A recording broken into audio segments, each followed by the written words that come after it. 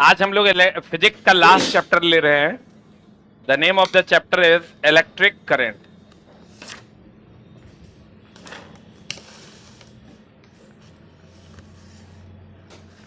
कल हम लोगों ने लाइट पढ़ा था।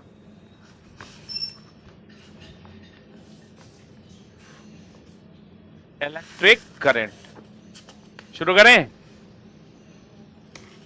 आज हम लोग पढ़ने वाले हैं इलेक्ट्रिक करंट। निकाल लिए?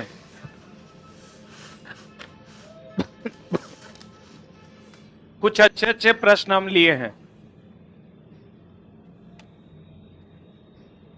15 वैसे प्रश्न हैं जो आपको फंसा सकते हैं बहुत आसान, लेकिन आप उसमें फंस सकते हैं वैसे प्रश्न। और कुछ एनसीईआरटी एग्जाम्पलर के क्वेश्चन हमने लिए।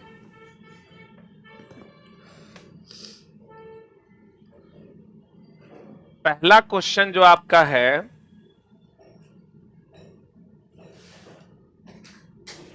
पहला क्वेश्चन ये तो नहीं है,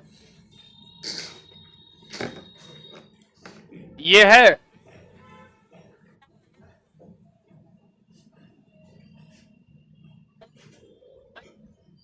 हाँ ठीक तो है, ये 2 नंबर है ना, 1 नंबर नहीं है। कोई बात नहीं, 1 नंबर आपके पास है ना। 1 नंबर क्वेश्चन भी हम बता देते हैं। फ्यूज की बात कर रहा है क्वेश्चन। आपके पास 1 नंबर क्वेश्चन है ना, फ्यूज के बारे में बात कर रहे हैं कि फ्यूज क्या है। फ्यूज सीसा और टीन का क्या है, मिश्रण। इसका गलनांक क्या होता है? जल्दी गलेगा कि लेट से गलेगा? गलनांक क्या होता है? निम्न होता है। गलनांक निम्न के उच्च, और यह अधिकतम धारा से सुरक्षा देता है। अधिकतम धारा से क्या देता है? सुरक्षा देता है। अधिकतम धारा से क्या देता है? सुरक्षा देता है। ओवरलोडिंग और शॉर्ट सर्किटिंग से क्या करता है? बचाता है। Overloading and short circuit, circuit को सीकेटी लिखते हैं, से बचाता है। और किसमें लगाया जाता है? लाइव में कि न्यूट्रल में? लाइव या फेज वायर में लगाते हैं। लाइव या फेज वायर में लगाते हैं। लाइव या फेज वायर में लगाते हैं। जल्दी लिख। लाइव या किस वायर में लगाते हैं? फेज वायर में।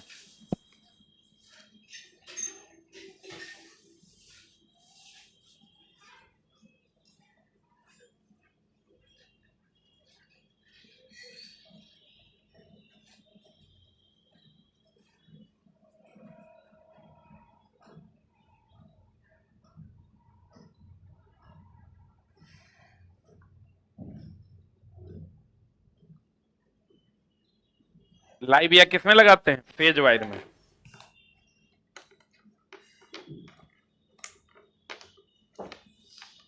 सीसा और टीन का क्या होता है? मिश्रण। गलनांक क्या होता है? निम्न। अधिकतम धारा से सुरक्षा देता है। ओवरलोडिंग और शॉर्ट सर्किटिंग से क्या करता है? बचाता है। लाइव और किस में लगाता है? फेज में। लिख लिए? अब आपका क्वेश्चन देखिए क्या कह रहा है। मेरे पास क्वेश्चन नहीं है, एक बार आप पढ़िए। उस कथन का चयन करें जो विद्युत फ्यूज के मामले में सही नहीं है। चयन कह रहा है, तो बताओ ये अधिकतम धारा से सुरक्षा देता है कि न्यूनतम से? एक सर्टेन मान से ज्यादा धारा होगा तब ना चलेगा। तो क्या कह रहा है देखो, फ्यूज सभी भवनों के विद्युत परिपथ में लगाए जाते हैं। सही कि गलत? अब फ्यूज हर जगह लगाया जाता है ना। अब फ्यूज के जगह पर क्या लगाया जाता है? एमसीबी। करंट के अधिकतम की एक अधिकतम सीमा होती है जो इलेक्ट्रिक सर्किट के माध्यम से सुरक्षित रूप से प्रवाहित हो सकता है। सही है।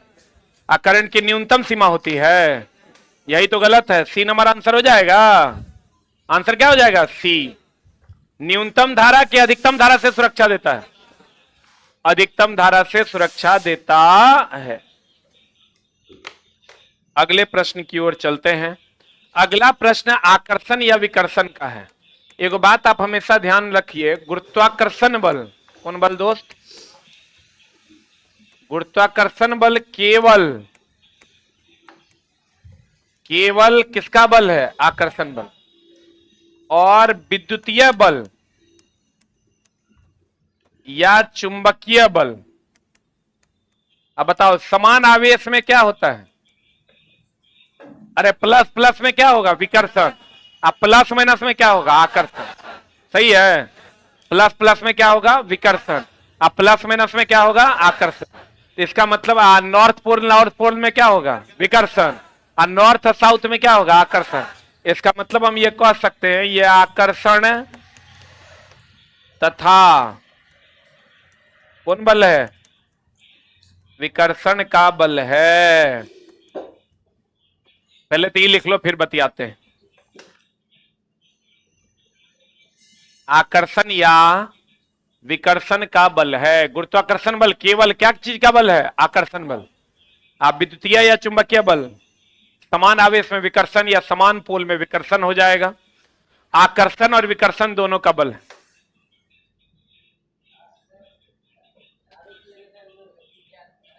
लिखे? हो गया?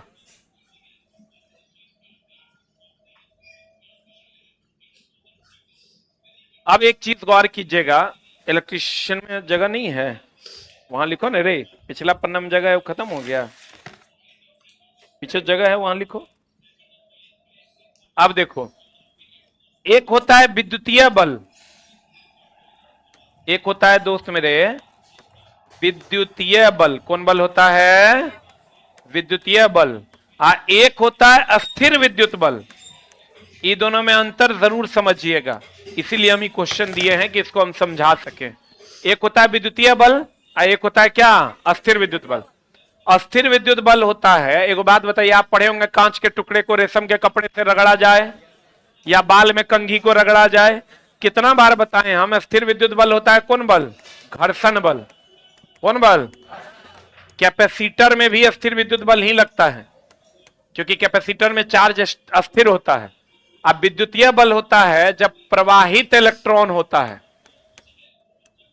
जैसे अगर किसी तार में विद्युत धारा का प्रवाह हो रहा है, और कहेगा बताइए कौन बल लगेगा, तो कहेंगे कौन बल? विद्युतीय बल। यहां एक और, इलेक्ट्रॉन एंड प्रोटॉन के बीच लगने वाला बल भी कौन बल है? विद्युत बल के अस्थिर विद्युत बल। इलेक्ट्रॉन और प्रोटॉन के बीच लगने वाला बल। एनसीईआरटी में यह सवाल है, इसलिए इसको बढ़िया से देख लो कि दोनों बल में क्या अंतर है। कहते हैं विद्युतीय बल होता है प्रवाहित इलेक्ट्रॉन। अगर इलेक्ट्रॉन का प्रवाह हो रहा है कहीं से, तो उसके बीच जो लगने वाला बल होगा कौन बल होगा? विद्युतीय बल। और अस्थिर विद्युत बल होगा या तो घर्षण बल या कैपेसिटर या इलेक्ट्रॉन और प्रोटॉन के बीच लगने वाला बल। जल्दी से लिख लो। इलेक्ट्रॉन का प्रवाह होगा तब कौन बल लगेगा? विद्युतीय कि अस्थिर विद्युत? विद्युतीय बल।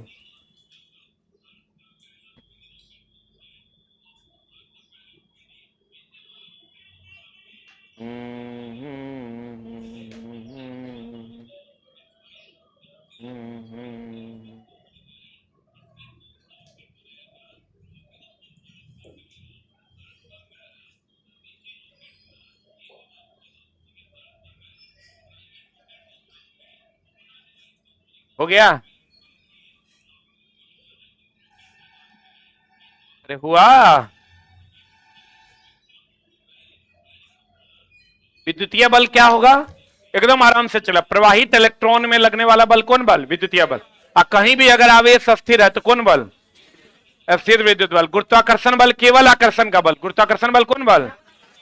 केवल आकर्षण का बल। गुरुत्वाकर्षण बल कौन बल? केवल आकर्षण। लेकिन चुंबकीय बल और विद्युतीय बल में समान आवेश में आकर्षण विकर्षण और समान में आकर्षण।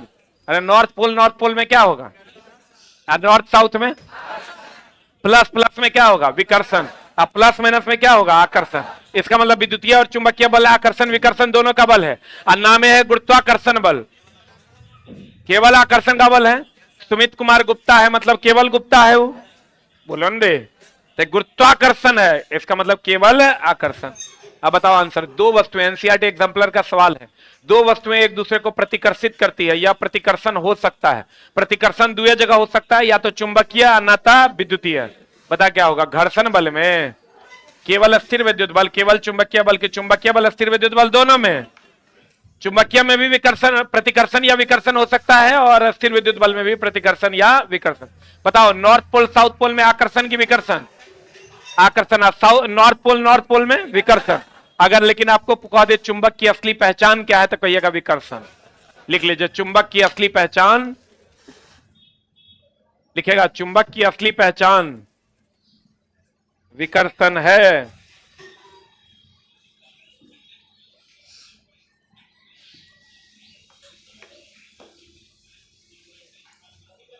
चुंबक की असली पहचान क्या है? विकर्षण है। बताओ चला, घर्षण बल को हम क्षयकारी बल कहते हैं। घर्षण बल को कौन बल कहते हैं? क्षयकारी। सही है। अच्छा बताओ, संपर्क बल भी कह सकते हैं क्या? क्योंकि संपर्क में रह के ये बल लगता है, दो सतह आपस में संपर्क में रहेगा तब लगेगा। और आकर्षण और विकर्षण दोनों का बल कहेगा तो विद्युतीय और चुंबकीय दोनों हो जाएगा। पढ़ें अगला प्रश्न, गौर फरमाइएगा कि हमेशा ध्यान रखिएगा। चला, इस टाइप के ग्राफ में, इस टाइप का एनसीईआरटी में तीन गो क्वेश्चन दिया हुआ है। आप खाली ध्यान रखिएगा कि मान लीजिए ये ग्राफ ए है, ये ग्राफ बी है और ये ग्राफ क्या है? सी। और यहां मान लीजिए इंडिया है और ये मान लीजिए क्या है? पाकिस्तान है। ध्यान दीजिएगा, जो ग्राफ जिसकी ओर होगा उसको सपोर्ट करेगा। हम बार बार कहते हैं, इस सवाल जब भी आए दिमाग में ये एडजस्ट करना है कि जो ग्राफ जिसकी ओर होगा, नोट करके लिख लो, जो ग्राफ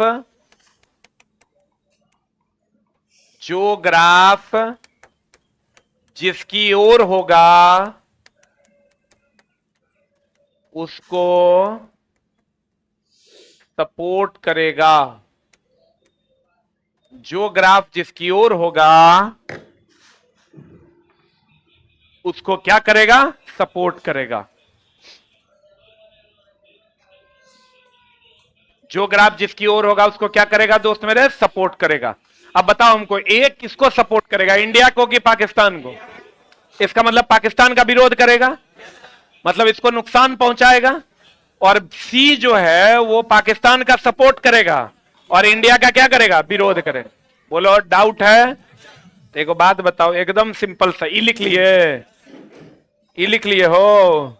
अब एक बात बताइए कि अगर आपको ये दे दे, ये दूरी है और ये समय है, दूरी बटा समय चाल ना होता है। आपको दे दे ये ए है, ये बी है, ये सी है, आपको कह दे बताइए चाल जो है किसका ज्यादा किसका कमी? ग्राफ है एनसीईआरटी एग्जाम्पलर। एक बात बताओ, ए किसको सपोर्ट करेगा? यानी ए में दूरी ज्यादा होगा। ए में दूरी ज्यादा कब होगा? ए जो है वो दूरी ज्यादा लेगा, इसको सपोर्ट करेगा, और समय कम लेगा। बोले वे नहीं करेगा। तो दूरी जब ज्यादा ले कम समय में, तो चाल ज्यादा की कम? तो बताओ ए की चाल ज्यादा की कम? ए दूरी ज्यादा ना ट्रेवल कर रहा है और सी दूरी क्यों? क्योंकि ये दूरी से दूर है कि नजदीक है। तो दूरी जब ज्यादा ट्रेवल करेगा तो उसकी चाल ज्यादा होगी, उससे कम बी की और उससे कम सी की। अगर कह दे दूरी बताओ कौन ज्यादा ट्रेवल करेगा, क्या कहिएगा? A is greater than B is greater than C. और कहेगा समय बताओ कौन ज्यादा लेगा? कौन ज्यादा लेगा? सी ज्यादा, बी उससे कम, ए सबसे कम। लिख लो, एनसीईआरटी एग्जाम्पलर का सवाल।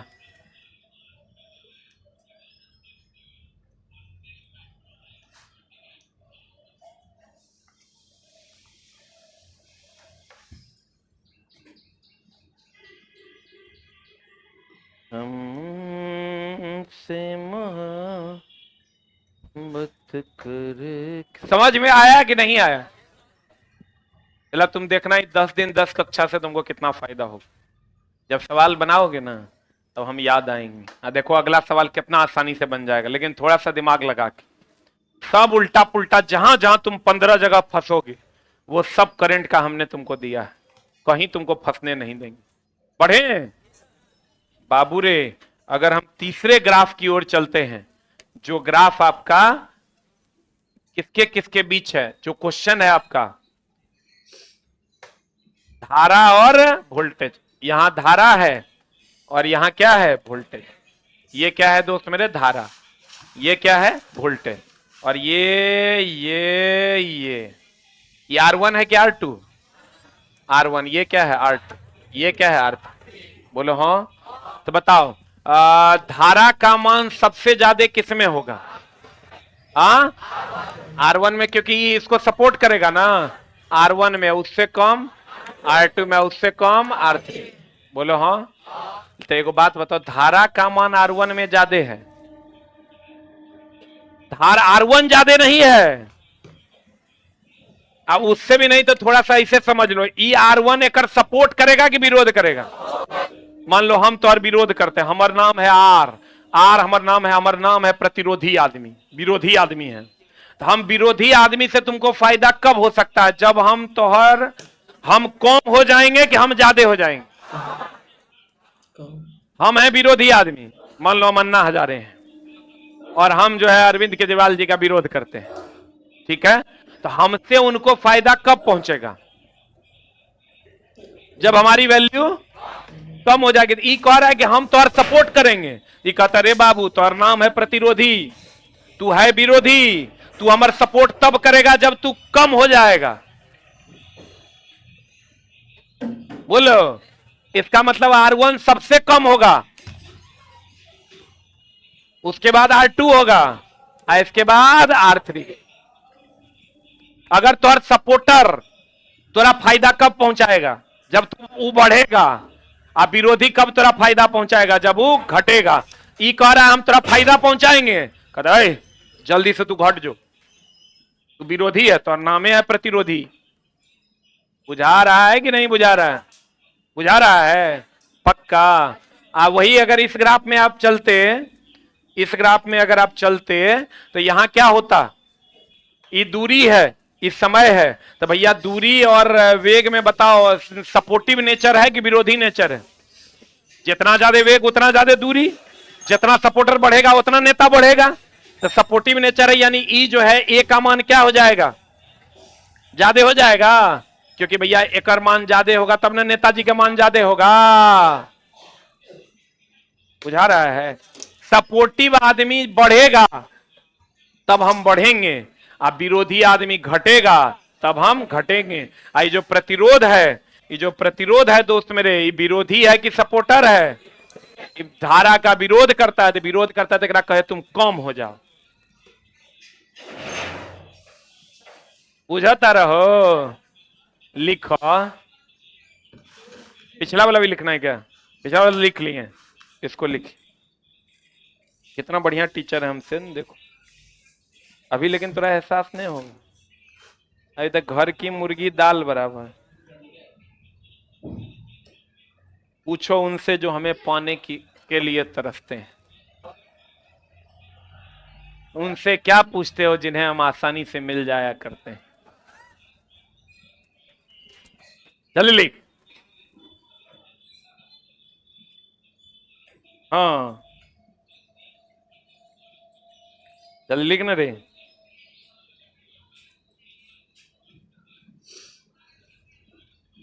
अरे लिखा भाई, देखो चला। अब बताओ यहां, अरे लाइन काहे कट गया रे?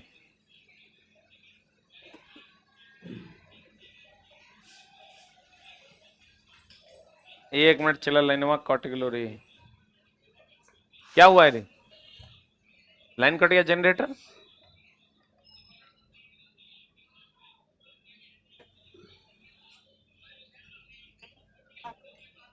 कुछ ना कुछ तो गड़बड़ हुआ है।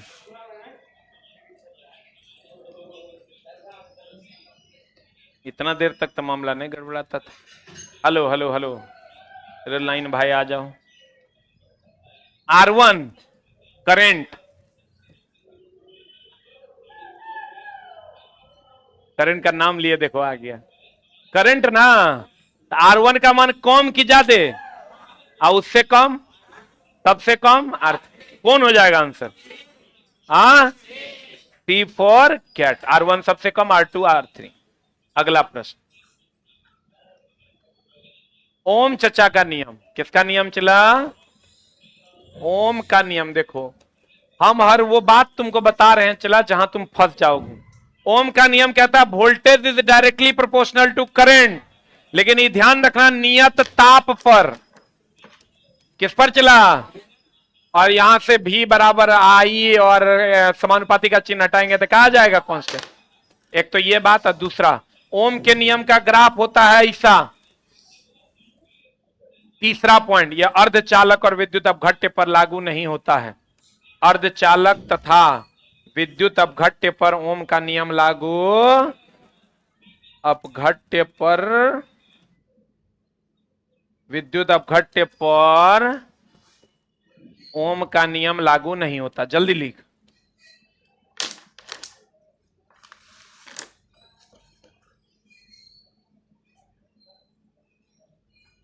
अर्धचालक और विद्युत अपघट्य पर ओम का नियम लागू होता है क्या? नहीं होता है। ओम का नियम कहता है भी समानुपाती होगा आई के। कब? जब ताप क्या रहेगा? नियत।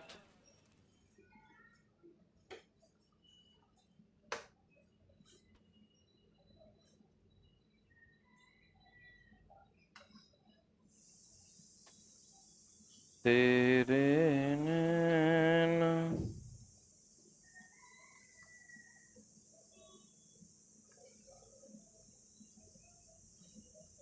अरे हो गया। ओम का नियम भी समानुपाती आई कब? वही क्वेश्चन जहां है वहां लिखो ना। चला क्वेश्चन के पास भी तो गैप है, नहीं है? आप बताओ भी बराबर आई आर, समानुपाती हटाएंगे आर कांस्टेंट आएगा। अच्छा ये क्वेश्चन पूछता है वोल्टेज और करंट का जो स्लोप है वो किसका मान देगा? रेजिस्टेंस का। वोल्टेज और करंट का बीच का जो स्लोप है वो किसका मान देगा? रेजिस्टेंस का। और अर्धचालक और विद्युत अपघट्य पर ओम का नियम लागू नहीं होता। ओम का नियम किस पर लागू होता है? चालक पर। किस पर लागू होता है? चालक। बाबू रे, सुना रे, वोल्टेज समानुपाती करंट नहीं बोलना। ओम का नियम भी बराबर आई आर भी नहीं बोलना। अब क्या बोलना? किस पर? क्या है किस पर? इसका एक और एग्जांपल है प्रतिबल, हुक का नियम। हुक का नियम पढ़े हो? लिखिए लो, सेम मामला है। हुक का नियम कहता है प्रतिबल विकृति के समानुपाती होता है। प्रतिबल विकृति के क्या होता है? समानुपाती, लेकिन प्रत्यास्थता सीमा के अंदर। प्रत्यास्थता सीमा के अंदर मतलब वह सीमा जहां पर खींचे तो पुनः अपने शेप में आ जाए। यहां से करोगे तो प्रतिबल समानुपाती का चिन्ह हटाओगे, ई इंटू विकृति आ जाता है। और ई जो है प्रत्यास्थता गुणांक है। ई क्या है दोस्त मेरे? प्रत्यास्थता गुणांक है। खाली प्रतिबल समानुपाती विकृति नहीं, प्रतिबल समानुपाती विकृति प्रत्यास्थता सीमा के अंदर।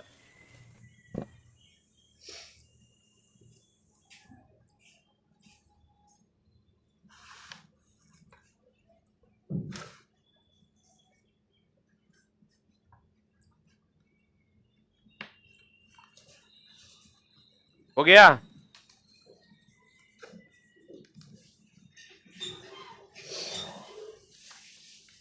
अरे हुआ। प्रतिबल हुक का नियम क्या कहता है? प्रतिबल समानुपाती विकृति प्रत्यास्थता सीमा के अंदर। ओम का नियम क्या कहता है? वोल्टेज समानुपाती करंट नियत ताप पर। ताप की दाब, ताप दैट इज टेम्परेचर। आंसर बता इसका। अब आंसर बता दो इसका आंसर क्या हो जाए। ओम के नियम के अनुसार नियत ताप पर वोल्टेज समानुपाती करंट। यहां दे दिया है नियत दाब पर, भी उल्टा दे दिया है। यहां भी उल्टा दे दिया है, तो ये दोनों तो होगा नहीं। और यहां नियत स्थिति पर दे दिया है, लेकिन आंसर क्या हो जाएगा? नियत ताप पर। अब आ जाओ इधर। श्रेणी समानांतर जानते हो? एक होता है श्रेणी क्रम, एक होता है क्या? समानांतर क्रम। अब ध्यान देना, इसमें जो होता है ये श्रेणी क्रम और समानांतर, ये श्रेणी क्रम और क्या? समानांतर क्रम हो। ये R1 और ये क्या? R2। समानांतर में ये हो गया दोस्त मेरे, अगर R1, ये R1 और ये क्या? R2। ये हमेशा ध्यान रखना है, यहाँ R total is equal to होता है R1 प्लस R2। यहां R टोटल बराबर होता है 1/R टोटल बराबर हो जाता है 1/R1 प्लस 1/R2। यहां से एलसीएम वगैरह लेके R टोटल निकालोगे तो ये आ जाएगा R1 R2 बटा R1 प्लस R2 बोलो हाँ, बोलो हाँ। इसमें चला ध्यान रखना, श्रेणी में धारा समान होता है, वोल्टेज क्या होता है अलग। इसमें ध्यान रखना दोस्त मेरे, समानांतर में हमेशा वोल्टेज समान, वोल्टेज, रुक जा अभी लिखना नहीं, समझ लो पहले, वोल्टेज समान और धारा अलग होता है। रुक जा, अगर मान लो इसको हम लोग 2 ओम मानते हैं, इसको हम लोग 2 ओम मानते हैं, इसको कितना ओम मानते हैं, 3 ओम। बोलो हाँ, तो यहां से 2 प्लस 3 बराबर कितना ओम, 5 ओम। यहां अगर इसको हम 2 ओम मानते हैं और यहां इसको हम 3 ओम मानते हैं, तो ये हो जाएगा 2 गुना 3 बटा 2 प्लस 3 बराबर 1.2। देखो 3 दूनी 6 बटा 5, 1.2 आएगा। ये हमेशा ध्यान रखना, इसमें जो समतुल्य प्रतिरोध आता है वो 2 और 3 से ज्यादा है कि कम है, यानी यहां समतुल्य प्रतिरोध, समतुल्य जो है प्रतिरोध, समतुल्य प्रतिरोध महत्तम से महत्तम 2 और 3 में कौन है, 3 की 2, समतुल्य प्रतिरोध महत्तम से महत्तम। यहां समतुल्य प्रतिरोध कितना है, देखो न्यूनतम प्रतिरोध कितना है 2 और समतुल्य कितना आया 1.2, तो न्यूनतम 2 है, उससे भी कम आया, तो हम कह सकते हैं समतुल्य प्रतिरोध न्यूनतम से न्यूनतम होगा। अरे बोलो, यहां समतुल्य प्रतिरोध, समतुल्य प्रतिरोध, समतुल्य प्रतिरोध न्यूनतम से क्या होता है, न्यूनतम होता है। बढ़िया से समझ चला, एकदम आराम से देखो, रुक जा, रुक रुक रुक, आराम से लिखना। श्रेणी क्रम में धारा समान, वोल्टेज अलग। इसका उल्टा देखो तो इसमें हो रहा है, यहां धारा समान है, यहां धारा अलग अलग, यहां वोल्टेज समान है, यहां वोल्टेज अलग। आप एक ही चीज याद रखो, पैरेलल में वोल्टेज समान, पैरेलल में वोल्टेज समान, पैरेलल में वोल्टेज समान, तो धारा क्या हो जाएगा अलग अलग। श्रेणी में धारा समान और वोल्टेज अलग अलग। इसका जो समतुल्य प्रतिरोध होगा श्रेणी में, वो महत्तम आया 5 आया, तो महत्तम से महत्तम की न्यूनतम से न्यूनतम। इसी को नेट रेजिस्टेंस या टोटल को नेट रेजिस्टेंस या निब्बल प्रतिरोध भी कहते हैं। क्या कहते हैं इसको? यहां समतुल्य प्रतिरोध न्यूनतम से न्यूनतम आया है कि महत्तम से महत्तम आया है? इसको लिख लो जल्दी से, अब फिर चलते हैं हम सवाल पर, जल्दी लिख।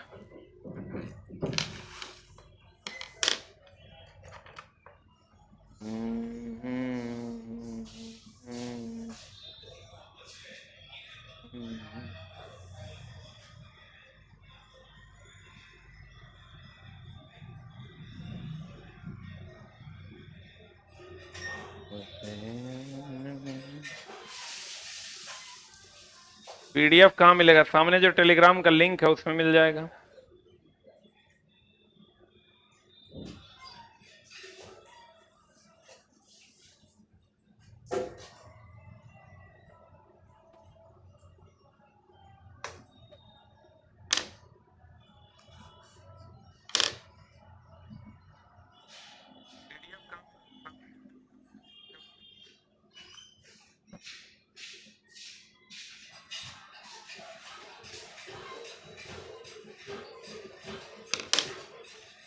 अरे भाई, इंजीनियरिंग ड्राइंग और डीजल का कोर्स अभी हम भी पढ़ाएंगे आपको, एकदम टेंशन न लें।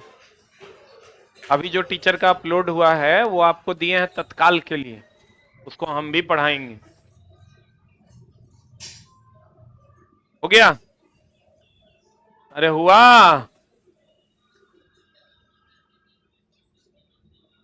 ऊपर करें?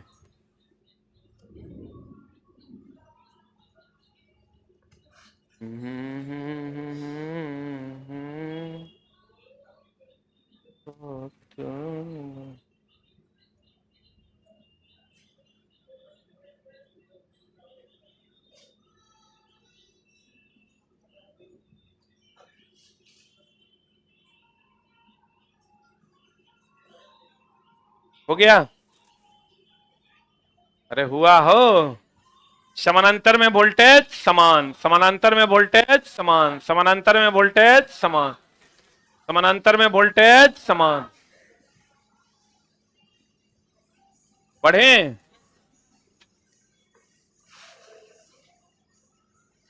समानांतर में वोल्टेज क्या समान, धारा अलग अलग। न्यूनतम से न्यूनतम की महत्तम से महत्तम, न्यूनतम श्रेणी में महत्तम से महत्तम। बढ़े। अब बताओ चला आंसर। समानांतर परिपथ के संबंध में निम्नलिखित में से कौन सा कथन सत्य है? समानांतर कौन सा, ए की बी की सी की डी? सही चुन रहा है डी नंबर। समानांतर परिपथ में निब्बल प्रतिरोध अलग अलग प्रतिरोधों के योग से हमेशा, सही है, कम होता है ना समानांतर में। अब बताओ, कहते हैं उत्पन्न ऊष्मा, H का मान जानते हो आप? H का फॉर्मूला क्या होता है? आई स्क्वायर आर टी, या V square by R into T, या वी आई टी, या पी इंटू टी। पी क्या है रे? पावर। वी क्या है? वोल्टेज। आई क्या है? करंट। टी क्या है? समय। आर क्या है? प्रतिरोध। अब बताओ क्या दिया है? 100 ओम के एक प्रतिरोध, आर का मान दे दिया। यहाँ 15 मिनट दिया है, इसीलिए इस सवाल दिए। ये जो फॉर्मूला यहां लगेगा तो सेकंड में ना बदलना होगा, तो कितना से गुना करना होगा? 60 से। आई 5 एम्पियर आई दे दिया है, तो आई आर टी दे दिया है, प्रवाहित ऊष्मा मांग रहा था। पहला वाला फॉर्मूला लगा दें, आई स्क्वायर आर इंटू टी। तो आई स्क्वायर कितना? अरे आई स्क्वायर 5 का स्क्वायर इंटू आर, आर का मान कितना? 100 इंटू टाइम का मान 15 की 15 गुना 60, 15 गुना 60।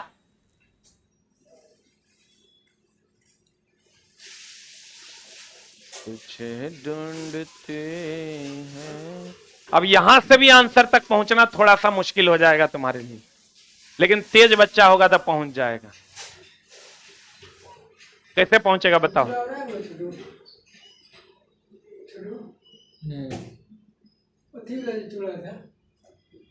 बताओ जल्दी से। यहां से हम H बराबर देख रहे हैं 10 टू दी पावर समथिंग के टर्म में है, तो इसका मतलब सब जीरो को अलग कर लो। 25 ना। यहां कितना है? 2 गो जीरो, 1 गो जीरो। कै गो जीरो हो गया? 3 गो जीरो, यानी 25 गुना 15 गुना 6 गुना 10 टू दी पावर 2 1 3। बोलो रे। अब बताओ क्या करोगे? 25 छक्के कितना? 150। तो भैया H बराबर 25 छक्का कितना? 150 के 15 ले लें, आई फिर 15 ले लें, आई 10 टू दी पावर 1 जीरो देके 4 कर दें। अरे 25 छक्के 150, 150 के 15 लिए 1 जीरो एकरा दे दिया, 4 हो गया। अब 15 15 225 तमरा दिख रहा है। H बराबर 225 गुना 10 टू दी पावर 4, लेकिन 10 पावर 4 में कहीं आंसर है क्या? नहीं है। तो हम क्या करेंगे? 2 गो जीरो H बराबर, यहां हम लिख सकते हैं 2.25 into 10 to the power 6 joule. अरे बोलो, आंसर बनाना पड़ेगा। वो जो सोचोगे हम गुना करके आंसर मार देंगे, मामला हो जाएगा गड़बड़। 2 गो पॉइंट इधर दिए हैं तो 2 गो जीरो एक बढ़ा देंगे, 4 और 2 कितना हो जाएगा? 6। है ना बढ़िया क्वेश्चन?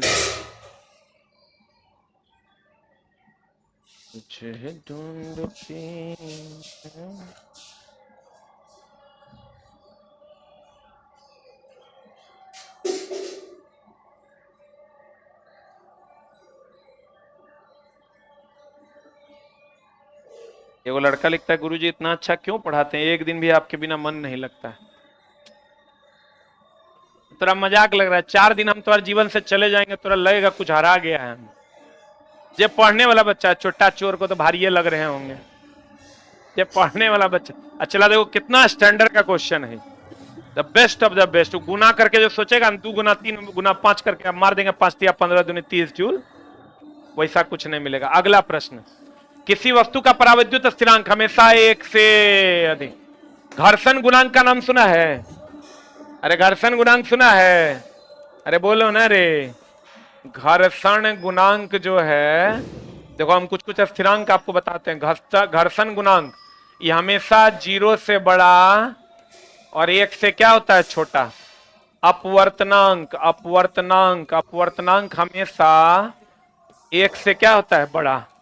आपेक्षिक अपवर्तनांक बताए थे, बताओ।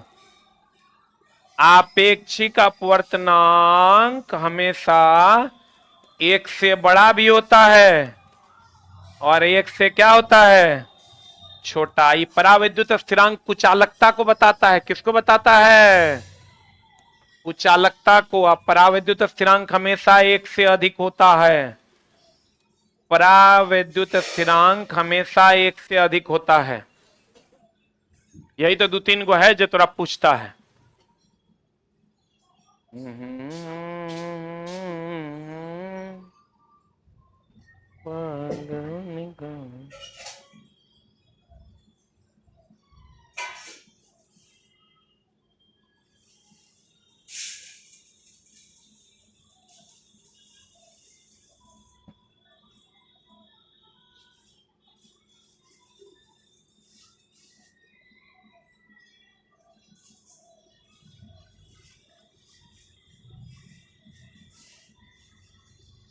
हो गया? अरे हुआ रे। आंसर क्या मारोगे? अरे परावैद्युत स्थिरांक का मान 1 से क्या होता है? अधिक। अब परावैद्युत स्थिरांक किस पर निर्भर करता है? कुचालकता पे। यानी कुचालकता जितना ज्यादा होगा परावैद्युत स्थिरांक उतना ज्यादा होगा। अगला कौन बीच में सर कर रहा है? नहीं लिख पाया क्या? आज चोटक कितना स्लो लिखता है रे दूल्हा बाबू। पढ़े। And the next one is, दो प्रतिरोध R1 R2 विद्युतीय स्रोत से समानांतर में जुड़े हैं। कैसे जुड़े हुए हैं? आई देखो, एगो प्रतिरोध R1 है, एगो प्रतिरोध क्या है? R2 है। समानांतर में मान लो कोई स्रोत है, एक से जुड़ल है, एक बैटरी है उससे जुड़ल है। R1 का मान R2 का 4 गुना है। अगर R1 का मान R2 का अगर x है तो कितना गुना है? R1 का मान R2 का कितना है? तो ये अगर x होगा तो कितना गुना होगा? 4x। R1 कितनी विद्युत धारा प्रवाहित होगी? तो R1 का प्रतिरोध ज्यादा है कि कम? आप प्रतिरोध ज्यादा तो धारा कम। तो 4 गुना प्रतिरोध ज्यादा है, 1/4 धारा कम हो जाएगा।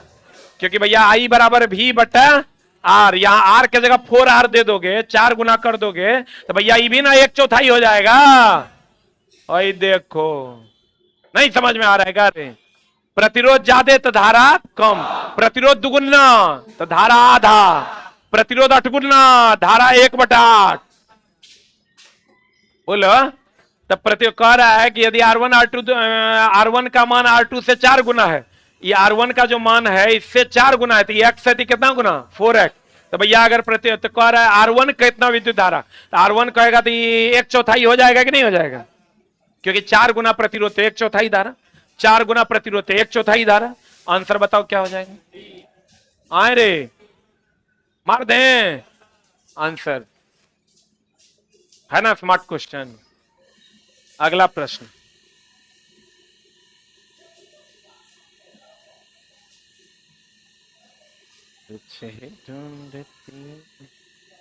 डेढ़ महीना लिए हैं चला कंप्लीट सजाने के लिए, ताकि तुरा हर क्वेश्चन पे लगे वाह क्या बात।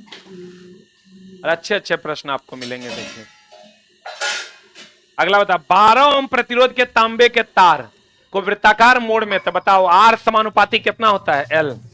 इसको वृत्ता 12 ओम का एक तार है, कितना ओम का तार है? ये चला आप टेस्ट में भी हम इसको बताए थे। ये 12 ओम का है, 2 भाग में बांट दिया, किन्हीं 2 व्यास्तः सम्मुख बिंदुओं के बीच का प्रतिरोध, इसको चला बना दिया वृत्त। अब कह रहा है व्यास के सम्मुख, तो ये बताओ 12 ओम है तो 6 ओम ही 6 ओम हो जाएगा, क्योंकि R समानुपाती L। तो बताओ यहां से R बराबर क्या हो जाएगा? R1 R2 बटा R1 प्लस R2 ना। अरे पैरेलल फॉर्मूला क्या होता है? देखो, जो तेज बच्चा होगा ना वो सॉल्व नहीं करेगा, उसको पता है कि 6 ओम से कम होगा कि ज्यादा होगा। समतुल्य दोनों न्यूनतम से न्यूनतम, 6 से कम होगा कि ज्यादा? तो 6 से कम एक एक ऑप्शन है, देखो कौन आंसर मार के निकल लेगा। बोलो। आज भूसकुलवा होगा वो कहेगा 6 गुना 6 बटा 6 प्लस 6, अच्छा आगे 36 बटा 18, 12 तिया कितना? 36। बढ़िया हो रे, अरे बढ़िया हो रे, बना दोगे? 6 से कम होगा कि ज्यादा होगा? कम कि ज्यादा? क्लियर है? बोलो ना रे। अगला सवाल पे हम लोग चलेंगे अगली कक्षा में, ठीक है। 7 क्वेश्चन और बचा है जिसको हम लोग करेंगे कल। और अभी आप 3 गो है, तब काहे छोड़ेंगे। 1 मिनट सर रुकिए, जाइए खत्म करते। 100 वाट विभवांतर किसी चालक 6 एम्पियर से विद्युत धारा प्रवाहित होती है तो खर्च की गई तो बना दोगे P बराबर वी स्क्वायर बाय आर। आई एगो क्या होता है फॉर्मूला वी आई, एगो फॉर्मूला होता है आई स्क्वायर आर। कौन वाला लगाओगे बताओ। वोल्टेज दिया हुआ है, आई दिया हुआ है, तो क्या मारोगे बताओ। वी आई मार दें। अब तो कहोगे इस सवाल काहे दिया रे मास्टर। इसलिए दिए हैं क्योंकि सवाल खूब पूछता है, तो हमारे नोट से लड़ना भी तो खूब चाहिए।